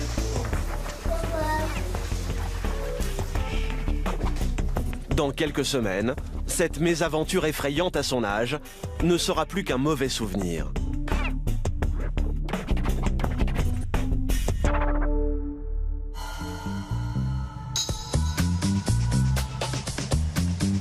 Le lendemain matin, à Arras, l'ambiance est à la détente. Les hommes de la caserne attendent l'ouverture de la piscine pour leur séance de natation hebdomadaire. Pour autant, pas question de manquer à leurs devoirs. En cas de nouvelle alerte, tout est prévu. Il y a toujours une ambulance qui reste en dehors de l'eau pour pouvoir assurer les départs. Et puis après, si on est bipé, on se change et on y va. Le caporal de 24 ans, Yannick Bouvel, dit Boubou, est bien décidé à en profiter un maximum. Ce moment d'effort intense lui permet de rester en forme et de garder le rythme. Malheureusement, cette journée n'échappera pas à la règle. Au même moment, au centre d'appel du 15, Maïté, l'une des assistantes régulatrices, est en ligne avec une femme qui vient d'assister à un drame. Le SAMU? Elle est bouleversée. Oui, bonjour, c'est un monsieur qui s'est fait culbuter en vélo par un autre véhicule. Il est conscient, madame? Je ne sais pas, madame, je suis encore dans mon véhicule, mais il est allongé par terre. La dame... là, je vois mon rétro, non, il ne bouge pas, il est allongé. Est-ce que vous pourriez aller voir, madame, sans vous mettre en danger? Je peux pas, là, il y a des gens sur place. C'est quoi comme commune? On est dans les champs, madame, on est entre Bois-Bernard et Frénois-en-Goël. Ce nouvel accident de voiture a l'air sérieux. Maïté lance aussitôt l'alerte à la caserne d'Arras. À peine dans l'eau, les pompiers doivent en ressortir. Yannick et ses coéquipiers ne perdent pas une seconde. Ah, il faut vite se changer. Pas même le temps de prendre une douche et pour aller encore plus vite, Boubou a une astuce bien à lui. Ah oui, le pantalon est déjà prêt là. Ouais. Ça c'est une technique pour que... Ouais. On gagne du temps comme ça. En moins de 2 minutes, Yannick et ses collègues sont sur la route. 3 véhicules ont été mobilisés, car d'après les informations dont les pompiers disposent, le cycliste se serait fait percuter par une voiture qui roulait à 60 km/h et il serait gravement blessé.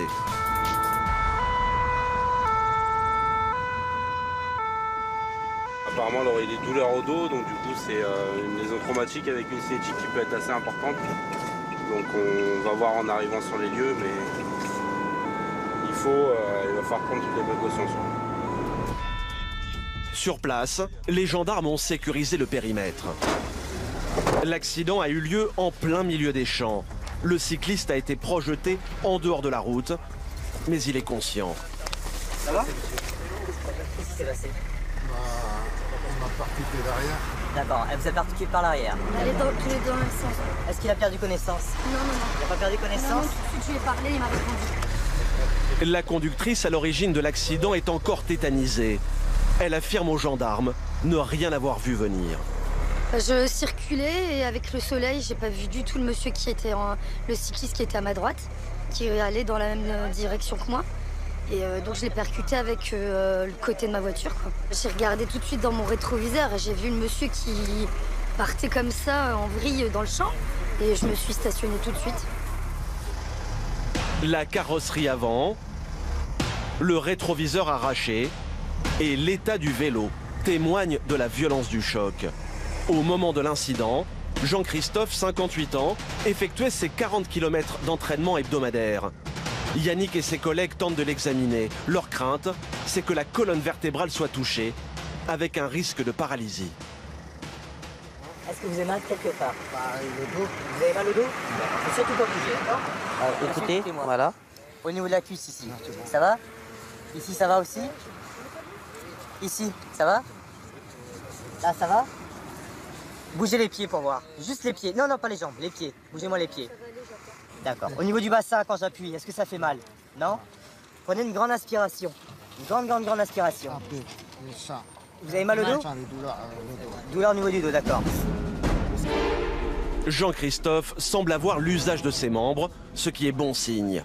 Mais il peut encore souffrir de lésions internes indécelables et des complications sont toujours possibles. Alors les pompiers prennent toutes les précautions nécessaires. Ça va, monsieur? Je vous fais pas mal avec le collier là? Ça va pas être très confortable mais c'est nécessaire, ok? Très bien, je verrouille. C'est normal, c'est fait exprès en fait. L'objectif c'est vraiment de vous immobiliser, comme ça vous pouvez pas bouger la tête. L'état de santé de Jean-Christophe semble stable. Son pronostic vital n'étant pas engagé, Yannick et ses collègues pensent pouvoir l'amener à l'hôpital sans solliciter les médecins du SAMU. Pour les pompiers, c'est une grosse responsabilité, car ils n'ont qu'une formation de secouriste et pas de véritables compétences médicales. Donc là, on va vous porter, on va vous mettre dans le brancard qui est juste à côté. Donc surtout, vous ne bougez pas la tête, d'accord? D'accord. Tu peux lâcher, Gaëtan. Avant de partir, Yannick et ses collègues vont tout de même devoir demander l'avis du médecin du centre d'appel. Vas-y. Voilà, très bien, monsieur. À part la douleur qu'il a dans le dos et une douleur au coude, il n'y a rien d'alarmant sur le bilan qu'on fait en plus. Après, c'est pas nous qui sommes à même de juger. Donc, ce sera au niveau de l'hôpital qu'on pourra voir s'il y a des séquelles plus importantes ou pas. Ça peut être interne, ça peut être neurologique. Donc, on ne sait pas maintenant. Ce sera au médecin de juger. Nous, on ne pourra pas en décider plus. Pendant que le jeune caporal rassure la victime, on est au chaud, vous êtes immobilisé. L'un de ses collègues livre ses observations au médecin du SAMU. Ouais, je vous écoute. Hein. Un homme de 58 ans. Oui. Un être arrivé conscient. Qu'est-ce qui s'est passé exactement? Elle a été percutée par l'arrière. Ouais, percutée par l'arrière. Une voiture à environ 50 à 60 km/h selon en fait les dires de la conductrice. Oui, d'accord. Donc le cycliste a été éjecté dans le champ. Oui. Il était casqué. Il n'y a pas de carte de connaissance initiale. Ouais, il se souvient de tout alors. Pas de perte de connaissance, c'est l'un des éléments déterminants pour le médecin. D'accord. Il donne son feu vert. Pour le moment, il n'y a pas de critères de gravité qui, à mon sens, justifieraient l'envoi d'un SMUR. Il n'y a pas de souci, on peut vous le ramener sur l'hôpital d'Arras. Hein? Et bon, on fait comme ça alors. Allez, bon courage à vous. Au revoir. Au revoir. Au revoir. Les pompiers redoutent des complications pendant le transport à cause des vibrations. Alors avant de prendre la route, une ultime vérification. D'accord. Est-ce que vous avez une douleur qui s'est réveillée? Ouais. Non, je ne sens pas les douleurs. Vous sentez pas la douleur là? La douleur que vous aviez dans le dos? Les douleurs un petit peu, mais pas... D'accord, c'est supportable largement. Le pompier est rassuré. L'ambulance peut enfin filer à toute allure, direction l'hôpital.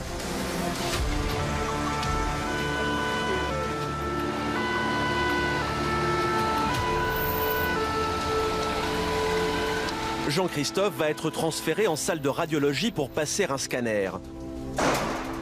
Il semble angoissé par l'atmosphère du service d'urgence. Alors Yannick reste à ses côtés, le temps qu'il soit pris en charge. Elle est plus forte la douleur? Dès qu'on bouge, comme la camionnette, dès qu'il y a la vibration, je sens les douleurs. D'accord, ok. J'espère qu'il n'y a rien. On a pris toutes les précautions nécessaires. Maintenant, on va voir ce que dit le médecin. Mais soyez serein, d'accord? Ça va aller. Merci, c'est gentil. C'est normal. Bon rétablissement, monsieur. Merci. Yannick a terminé sa mission. Les proches de Jean-Christophe viennent d'arriver pour le soutenir à leur tour. Papa, maman elle est là. T'as mal, papa? Hein? T'as mal? J'ai mal au dos, carrément au dos. Beaucoup au dos. Et j'avais peur en bougeant, j'avais tellement mal. Dernière épreuve pour Jean-Christophe, dans sa journée plus qu'éprouvante, un scanner complet qui permettra au médecin de voir avec certitude s'il a ou pas des lésions internes. La victime et sa famille sont suspendus à l'annonce des résultats.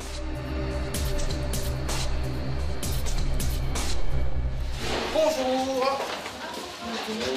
On s'est vu tout à l'heure parce que je vous ai dit, je suis le médecin qui prend le relais par rapport à mon collègue de tout à l'heure. La libération. Et le bilan est normal, rien de cassé. Ça va? Heureux? C'est un gros hématome alors dans le dos. C'est ça.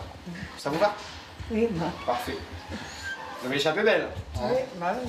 Et puis normalement, vous allez pouvoir rentrer à la maison. Une belle surprise et une immense joie pour toute la famille. Ouais. On devrait aller. Ouais. Vous êtes rassuré? Ah bah oui, ouf, ouais. Plus de peur que de mal. Je suis rassuré que... Vous avez rien? Qu'il n'y a rien de caché, comme on dit. Rien de caché. En principe, on va le garder un petit peu en surveillance. On va essayer de le relever tout doucement. Et puis il va sortir tout à l'heure. Voilà. Yannick, le jeune sapeur-pompier, avait vu juste. Le passionné de cyclisme ne souffre que de forts hématomes. Presque un miracle, mais vous allez voir que malheureusement, toutes les interventions ne se passent pas toujours aussi bien.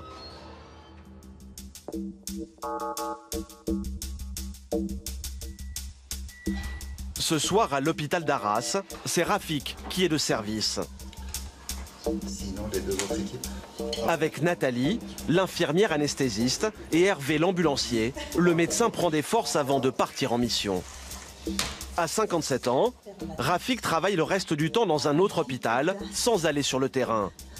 Mais par vocation, et pour l'adrénaline, il effectue chaque mois des gardes au SAMU d'Arras. Dès que ça sonne, hop, on est pressé de voir un petit peu de quoi il s'agit. Voilà. On part toujours à découvert, on ne sait jamais sur quoi on va tomber. C'est ça. Mission première d'urgentiste, c'est essayer de sauver des vies. Porter secours. Porter secours. Voilà. Si je suis là, c'est parce que nous, j'aime ça. Pour le médecin tout sourire, c'est une soirée comme les autres.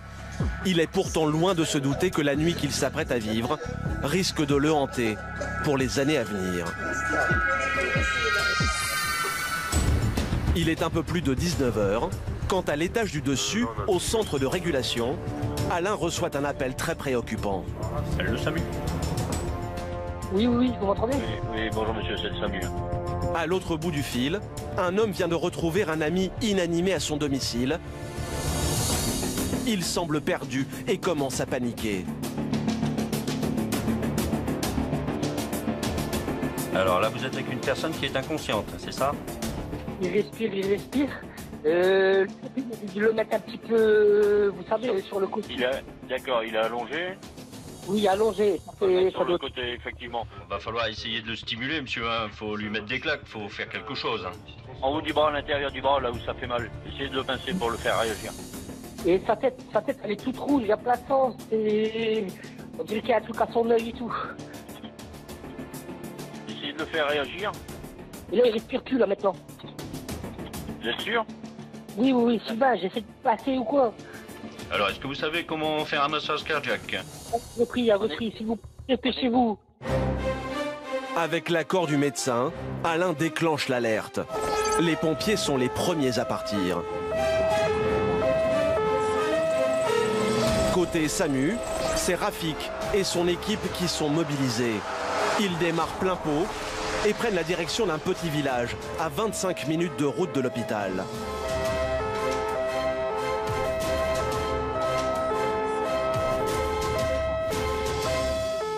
On va sortir sur un homme de 34 ans qui est au sol et inconscient. Il y a une plaie à la tête. Alcoolisation aiguë, point d'interrogation. On va voir un petit peu ce qui se passe. Pour l'équipe, rien d'alarmant. Mais l'affaire va vite prendre une tournure dramatique. À mi-chemin, Nathalie, l'infirmière, reçoit un appel d'un assistant régulateur. D'après les pompiers déjà sur place, l'homme serait entre la vie et la mort. Son cœur s'est arrêté et les pompiers sont en plein massage cardiaque. C'est désormais une urgence absolue. Rafik va devoir tenter l'impossible pour le réanimer.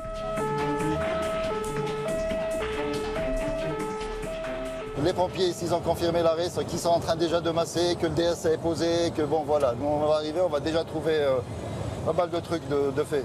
Plus tôt on arrivera, et plus on a de chance de récupérer le patient. Le médecin sait que le temps est compté. Non soigné, un patient peut mourir d'un arrêt cardiaque en quelques secondes. Et pour le moment, l'heure tourne.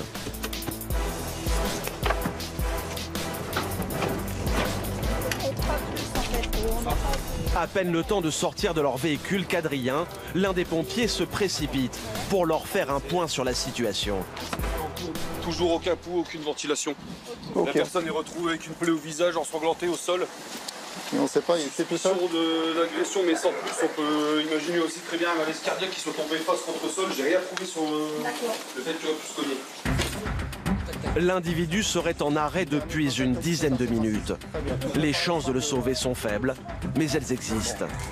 Deux pompiers se relaient pour effectuer le massage cardiaque. Donc pas de choc du DSA. La priorité pour Rafik, intuber le jeune homme pour dégager ses voies respiratoires, c'est-à-dire faire passer un tuyau jusqu'au poumon afin d'éviter qu'il ne s'étouffe s'il se met à vomir.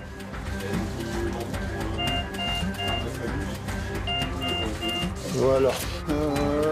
Nathalie, l'infirmière, s'occupe des injections d'adrénaline, un stimulant qui permet généralement de faire repartir le cœur. Une dose d'1 milligramme toutes les 3 minutes.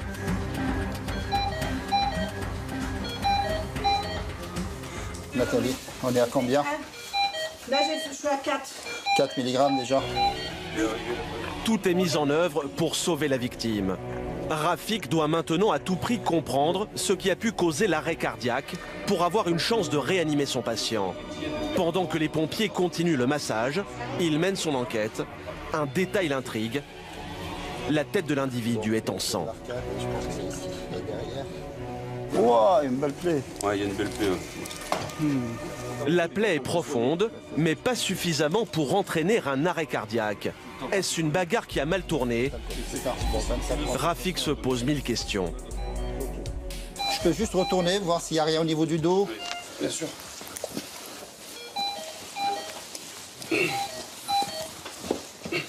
Il y a quelques... Un petit... ouais. C'est bon, on continue. C'était juste pour voir. Rien. Ouais, c'est important de savoir s'il n'y a pas eu un coup de feu ou dans le dos. Quelle origine aurait-il fait un malaise et ensuite tombé directement sur sa face? Et bon, ensuite il s'est mis en arrêt. Y a-t-il eu une agression pour que ce monsieur se retrouve comme ça au sol?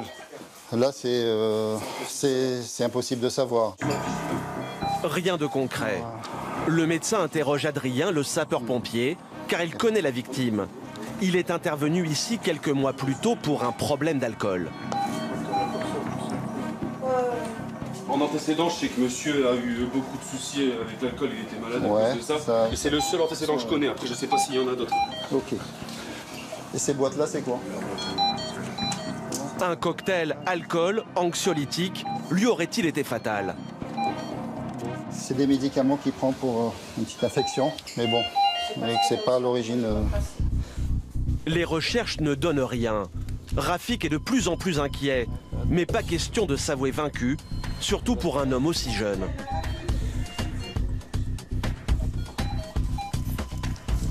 Il a 4 ans, il s'est mis en arrêt il y a quelques minutes, donc ouais. Jusqu'au bout. Et pour le moment, on garde l'espoir. Vous avez commencé donc la RCP à 19h, c'est ça? À peine 10 minutes après avoir été déclenché, on était sur les lieux, on massait déjà, je crois. Donc ça fait combien d'arrêts là? Depuis que vous êtes arrivé? Il y a 45 minutes qu'on est là en train de masser. L'obsession de Rafik, c'est le temps qui passe. Les pompiers vont encore masser pendant 15 minutes, bien au-delà des 45 habituels. On a passé combien de temps ici Ils vont se battre jusqu'au bout. Mais Rafik doit malheureusement se résoudre au pire. Là c'est bon, là je vais arrêter. Ouais. On est à 10 mg d'adré, on est à plus de 35 minutes de réanimation. On est à plus d'1 heure d'arrêt. Dépité, presque anéanti, le médecin vit la situation comme un échec. Tire un tracé plat s'il te plaît. Voilà. Malgré ses 30 ans d'expérience, la décision de stopper l'intervention est un déchirement et un cas de conscience. C'est pas une décision que je prenais plaisir. Je suis obligé de la prendre de toute façon. Quand il s'agit comme ça de patients assez jeunes, c'est toujours difficile. Ouais. Même s'ils ont appris à vivre au quotidien avec ce genre de drame, les urgentistes, comme les sapeurs-pompiers, accusent le coup. La déception est palpable sur tous les visages.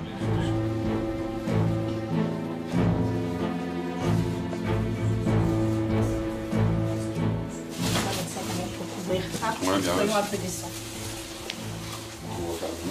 On ne peut pas faire le maximum, on se prend moins le milieu. Voilà. Pour ces hommes et ces femmes qui ont choisi ce métier pour sauver des vies, c'est une terrible défaite. On vit un peu comme un échec. Enfin, moi, tout au moins. Et voilà. Il faut faire abstraction de tout ça, il faut être professionnel. Même si cette personne, je la connais pas, je suis déçu qu'elle puisse pas continuer sa vie. Elle avait beau être malade, elle avait beau avoir peut-être des soucis. On a tous des soucis, on a tous des problèmes, il n'y a personne qui est parfait, donc tout le monde mérite de vivre sur le même pied d'égalité. Mais là, pas de chance, on n'aura pas réussi pour ce monsieur. Et, on a de quoi en être désolé. Maintenant, on va continuer à travailler. C'est pas parce qu'on va passer à autre chose qu'on va l'oublier. On va faire avec et puis voilà, on continue pour les personnes suivantes. Bonjour. Rafik doit tout de même effectuer un bilan téléphonique avec le centre de régulation avant de passer le relais au médecin légiste. C'est un monsieur qui a des antécédents d'alcool, qui se laisse en ce moment. C'est lui qui devra déterminer les circonstances de la mort. Parfois, on est obligé de laisser le travail aux spécialistes, entre autres le médecin légiste, pour faire un petit peu le point par rapport au décès. Je me sens dépité un peu. Non. Faux.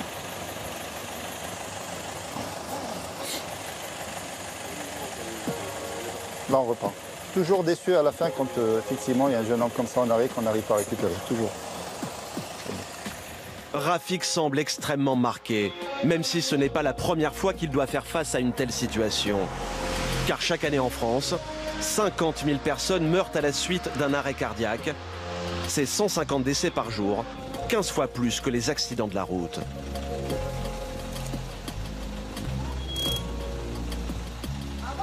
Voilà. De retour à l'hôpital, le médecin retrouve ses collègues dans la salle de repos.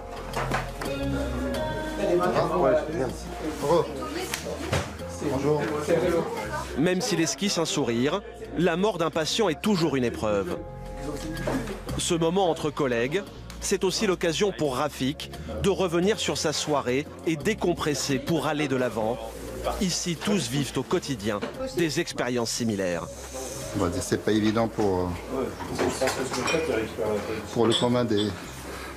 Mais pour nous, ça rentre un petit peu dans notre quotidien. Ouais. Ensuite, on est tellement dedans que bon... Pour essayer un peu de se préserver de tout ça, on prend du recul par rapport à l'intervention. On essaye de garder cette distance nécessaire qui permet de continuer de travailler et qui permet de travailler dans de bonnes conditions.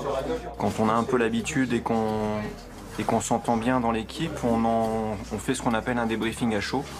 Et souvent c'est dans la voiture que ça se passe, ça commence déjà là, on en rediscute, on ressasse un petit peu l'intervention en essayant de savoir si on a fait correctement les choses, si on a bien fait les choses, si on n'a pas loupé un truc. Voilà, ça paraît être un débriefing technique, mais finalement en même temps c'est un débriefing moral. Au SAMU, impossible de se laisser déborder par les sentiments. La mort fait partie intégrante du métier et les urgentistes, comme tous les membres du personnel médical, ont dû apprendre à vivre avec.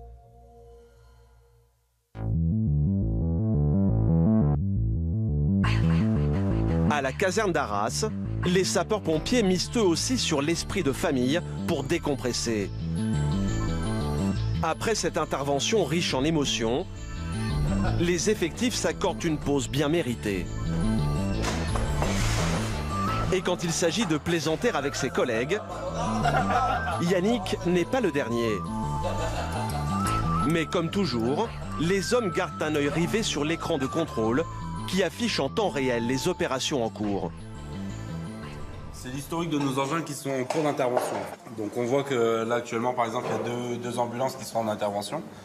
Et après il y a ce qu'on appelle la synoptique où on voit tous nos engins qui sont disponibles en vert. Et si jamais ils changent de couleur, ça nous annonce que on va partir en intervention. En service, les sapeurs-pompiers sont constamment sur le qui-vive. Alors ils ont aussi sur eux un beeper qui leur permet d'être appelés à tout moment. Comme Yannick, dit Boubou, est du genre plutôt étourdi, le sien est personnalisé. Je vais bien vous le montrer d'ailleurs parce que c'est écrit Boubou dessus. Une particularité qui amuse beaucoup ses collègues. Il oublie tout.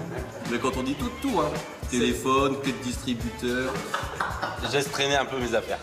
Donc j'ai mis mon nom un peu partout, comme ça on voit quelque chose traîner. Boubou forcément, et on me rapporte mes affaires. C'est un bon outil, ça marche bien. Oui, Jérôme. Ce soir encore, Yannick et son collègue Jérôme ne vont pas avoir le temps de dire ouf. Ils viennent tout juste d'entamer leur traditionnelle partie de fléchette quand leur beeper se met à sonner.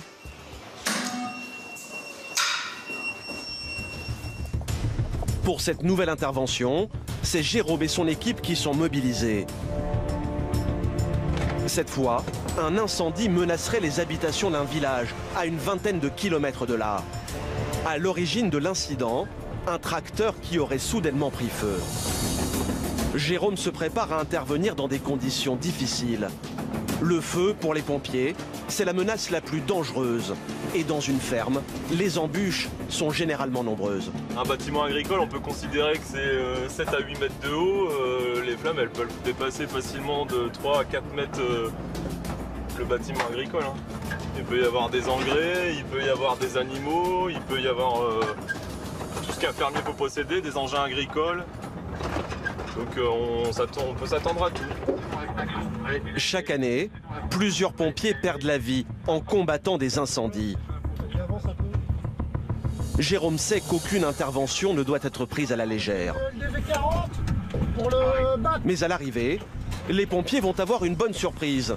Le tracteur en feu n'est pas dans une étable, mais au milieu d'un terre-plein et loin des habitations, ce qui va leur faciliter la tâche.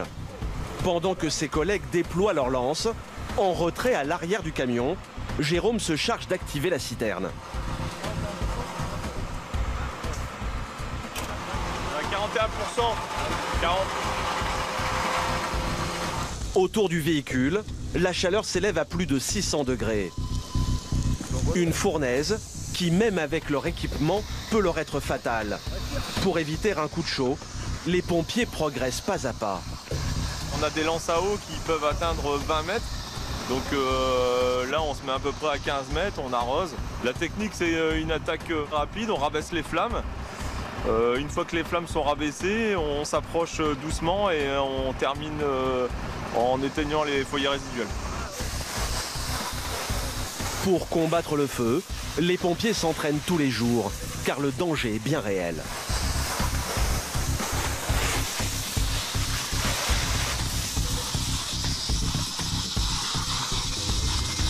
Et même quand un incendie paraît maîtrisé, un retour de flamme est toujours possible. Alors les soldats du feu doivent être constamment sur leur garde.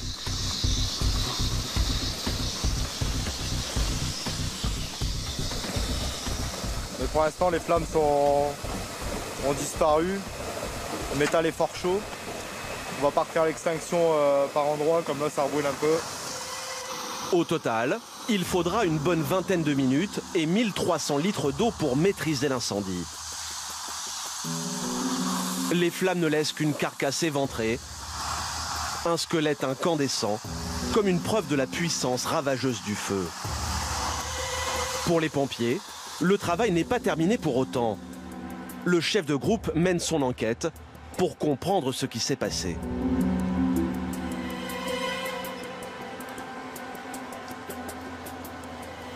Il était à quel niveau le tracteur? Comment? Le tracteur était à quel niveau ici là? Pascal le fermier n'est pas capable d'expliquer l'origine de l'incendie.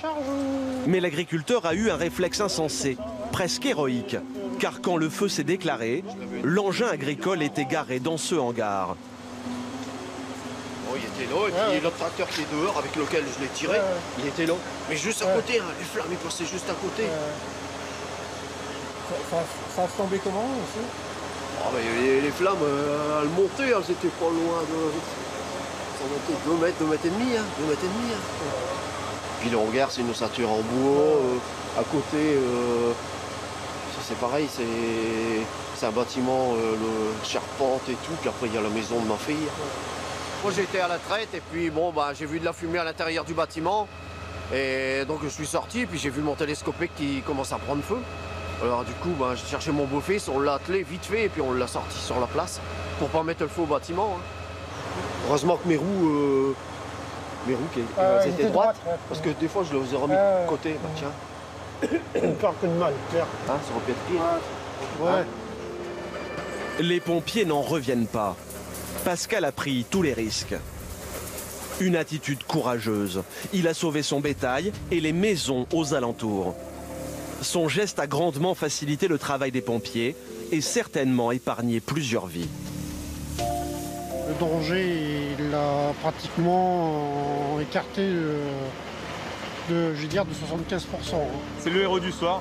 S'il n'avait pas pensé à sortir le Manitou, ben, qui sait, la grange aurait pu partir avec à l'intérieur des balles de lin, il y avait des animaux, la possibilité aussi que le feu se propage à d'autres maisons. C'est le héros du soir, et ça il faut le souligner.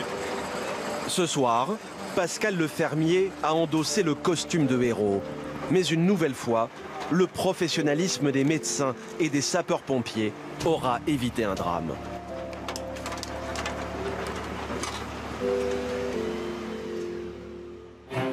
Chaque année, dans le Pas-de-Calais, les secouristes font 127 000 interventions et parfois malheureusement au péril de leur vie. À quelques kilomètres d'Arras, un événement tragique mobilise aujourd'hui les autorités et les soldats du feu.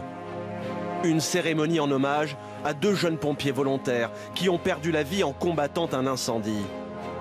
Un drame de plus qui s'ajoute à la longue liste de pompiers décédés en effectuant leur devoir. Dans la foule, l'émotion est à son comble. Mais pour tous ces hommes et ces femmes qui ont choisi de servir leur pays, l'engagement reste le même. Tous continueront à combattre pour sauver des vies.